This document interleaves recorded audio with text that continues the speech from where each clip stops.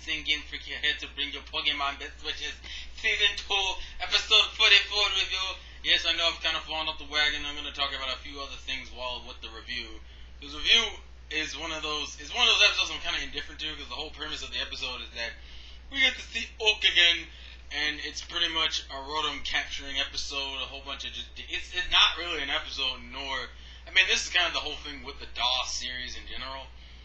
The DOS saga is that there's really no important or relevant episodes here, except for maybe the later ones, because they're using this region for not only filler, but to introduce Gen 6, because if I remember right, I think like the later episodes, I know they introduce Alexa, which is Violet's sister from the 6th gen, and we do get to see some of the new gen Pokemon, like, shown.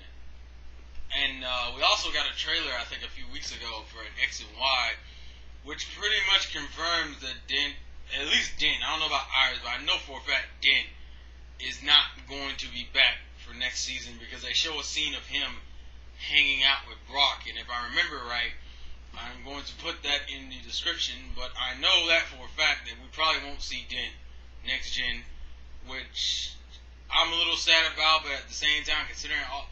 Plus that, because I don't really care for the rivals they showed in Gen,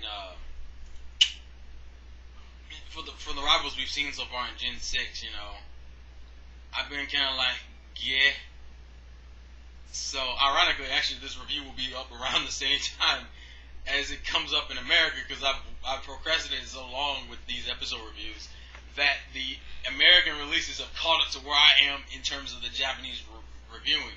I think this weekend they just did the episode, the last review I did. So, anyways, for the Rotom episode, it's fine. I do find it kind of funny that Oak takes his ridiculous pride in the fact that he can take Pokemon attacks because of how much abuse he's been through.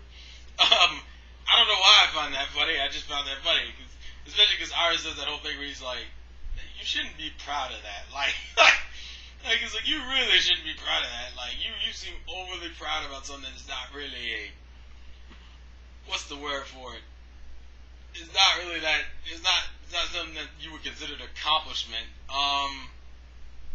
And then they do the obvious Team Rocket thing. I will say Team Rocket did have about a gag I did laugh at, and that is when it's like when they catch the Rotom and they put in like the little container thing, which obviously at this point you're kind of questioning, why don't you just put it in a fucking Pokeball?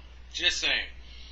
And fucking Jesse slaps this quote-unquote rocket seal on it, and then when the shit breaks and explodes, Jesse's like, why didn't the rocket seal work? And Meow's like, because it's like Meow and James are like, because it was just this, it's just a sticker. I mean, the only reason why we even put it on there to keep our minds at ease.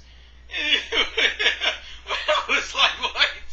The other thing I thought was funny is when they did the whole, imagining what they could do with the Pokemon they're trying to catch for the episode. Jesse's like, why don't we just use the Rotoms to make a giant mecha robot? Which I guess is better than what they fucking did for last region, where they were just like, we'll give this Pokemon to Giovanni, we'll give this Pokemon to Giovanni, we'll give this Pokemon to Giovanni, we'll give this Pokemon to Giovanni, we'll give this Pokemon, at least they're going to have a little bit more original imagining ideas, I guess, if anything. As I say, overall, Team Rocket is still more bearable in Gen 5 than they are in Gen 4. Gen 4, they were just like, I want to kill you, annoying. Seriously, I fucking hate Gen 4 Team Rocket. I kind of hate Gen 1 Team Rocket too, but it's nostalgic Team Rocket, that's why I won't, hate on it as much as I really should. That's like my nostalgia dog is preventing me from hating it as much as I should. I do recognize it's the same shit, but, that was back before it got repetitive, and then it got repetitive by Gen 2, and then Gen 3 they tried to switch it up, and then Gen 4 was a repeat, and we were like, fuck it, we're done. Honestly, there's not really nothing else to say, because as I said, the episode was pretty straightforward. Wasn't necessarily a bad episode, wasn't really nothing wrong with it. I think next week is some type of pirate-based episode, which, needless to say, I'm gonna have to find a screenshot and put a Luffy hat on whatever Pokemon I feel like it, because you can't have pirates in my anime and not make me not want to do a One Piece reference. That is not how this shit goes down. So, actually, as I said, the only episodes I'm actually looking forward to is the Iris and Ash breakup episode, because this will probably be the Iris Ash shipping episode, because we actually haven't had one, I don't think.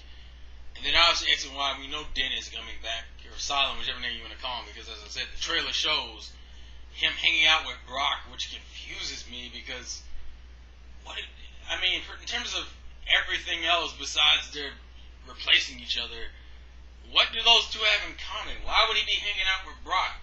So we know when they hit Kanto region, he's probably not going to be hanging out. And also, that brings up the question, Alexa. We're going to see her in Gen 6 probably, so are they just going to it'd be kind of retarded you have an adult. Actually, that would be kind of interesting, having an adult, having someone who's older be a traveling companion for Ash. I don't think they're going to do it. I'm just saying that would be interesting. And I got to get to the Alexa episodes before I make that judgment anyway, but that's pretty much all I have to say. So please leave your thoughts and comments in the comment section below. This has been the Insane Game Freak. It's a game, play to win, and I'll catch you guys later.